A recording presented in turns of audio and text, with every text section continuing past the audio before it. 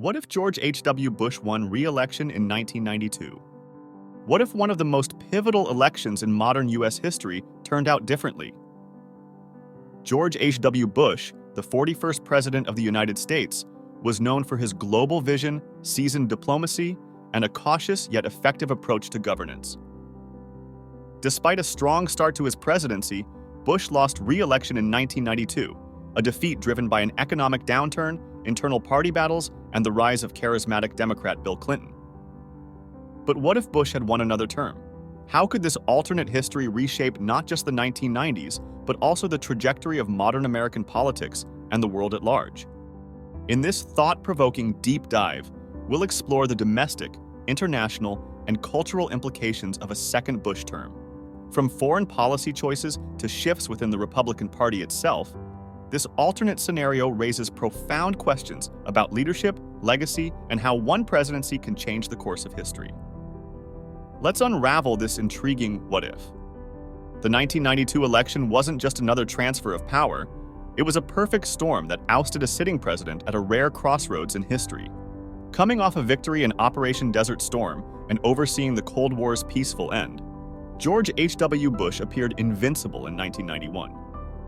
However, by 1992, his administration found itself bogged down by mounting economic woes.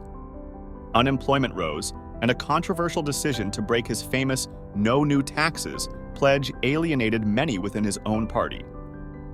Meanwhile, Ross Perot's insurgent third-party run siphoned off conservative votes, and Bill Clinton's charismatic Man from Hope campaign captured the imagination of a weary electorate. But what if Bush had navigated these hurdles and pulled out a win? How might his second term have unfolded? Perhaps no president was as well prepared to navigate foreign policy in the post-Cold War world as George H.W. Bush. His experience as a former UN ambassador, CIA director, and vice president uniquely positioned him to steer America through a rapidly changing global order. A second term would likely have amplified this skill set. Bush's re-election could have seen a more cautious and pragmatic expansion of NATO, potentially averting later tensions with Russia. Under his leadership, U.S.-Russia relations may have been less confrontational, leaning on his personal rapport with Mikhail Gorbachev and Boris Yeltsin to avoid the aggressive eastward NATO expansion that contributed to modern geopolitical rivalries. In Europe, the Bosnian War and other Balkan conflicts might have been addressed differently. Would Bush have mirrored Bill Clinton's interventionist approach? Or would he have opted for restrained diplomacy focused on coalition building? On other fronts, Bush's steady hand might have influenced burgeoning tensions in the Middle East. Could a continuation of his Gulf War strategy have preserved a fragile balance in the region?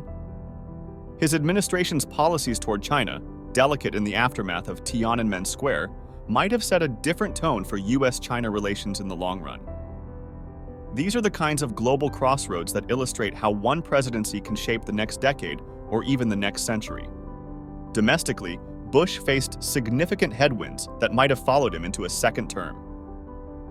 The early 1990s recession dealt a critical blow to his first administration, and while recovery was on the horizon, voters in 1992 were still feeling the sting of job losses and stagnant wages. Winning re-election would have given Bush the opportunity to implement long-term solutions, but would he have succeeded?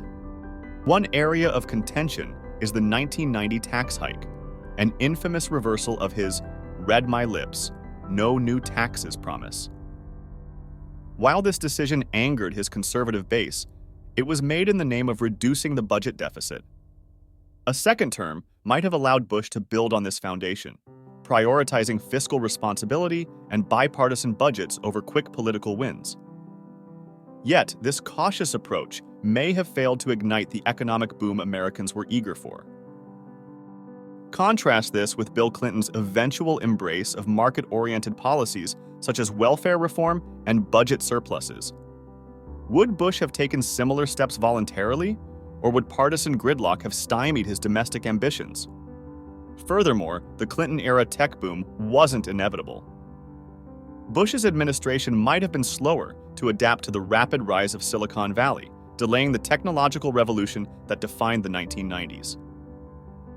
A second-term Bush presidency would also have posed fascinating questions about bipartisanship and the political climate.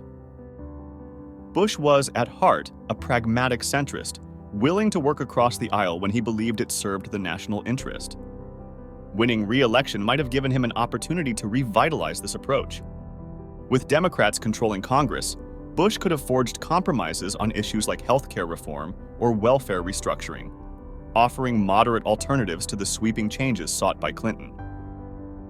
But the question remains: would voters and lawmakers embrace such bipartisanship, or would frustration with Bush's lack of bold domestic vision persist? Such challenges also raise questions about his lasting legacy. 4 additional years could have solidified Bush's reputation as a stabilizing force during an era of global and domestic uncertainty. On the flip side, his cautious policymaking might have left critics lamenting an absence of transformative change. Would he be remembered as a steady navigator or a president who failed to meet the moment? One of the most intriguing aspects of this alternate scenario is its impact on the Republican Party itself. Bush's re-election might have delayed the rise of conservative populism that began to take hold after his 1992 loss. The party's shift toward figures like Newt Gingrich and its ideological hardening during the 1994 Republican Revolution may never have occurred, or may have been softened under Bush's balanced leadership. By retaining office, Bush might have set a tone of moderation that influenced the party's direction for years. Without the urgency to redefine itself after a defeat, the Republican Party of the late 1990s might have continued to prioritize centrist policies and global diplomacy over fiery rhetoric and ideological purity. Could this have prevented the rise of cultural polarization that defines modern American politics?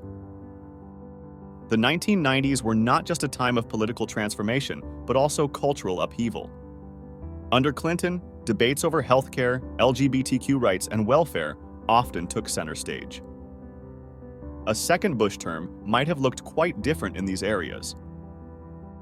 On issues of race relations and urban crime, Bush's policies were a continuation of the Reagan era, emphasizing law and order and limited federal involvement.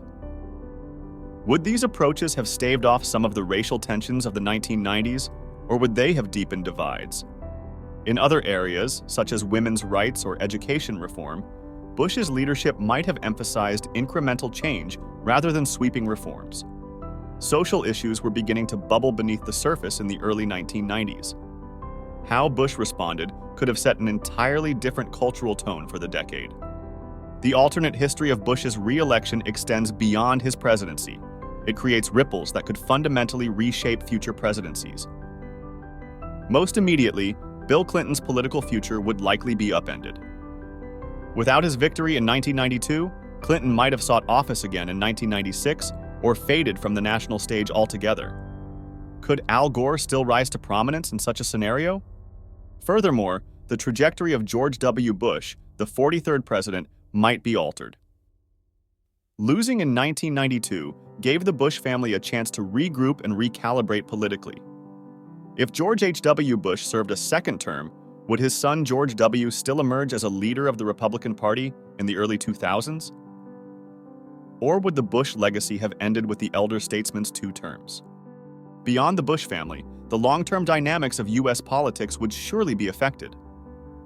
Would a second Bush term delay or accelerate the Democratic Party's shift toward a more progressive platform?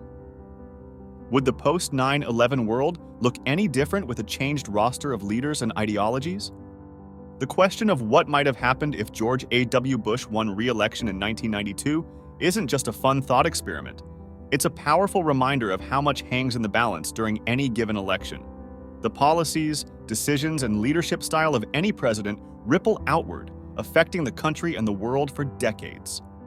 In imagining this alternate history, we see a world where Bush's steady statesmanship might have provided a sense of stability and continuity. At the same time, his lack of bold domestic reform might have left a country yearning for more transformative leadership.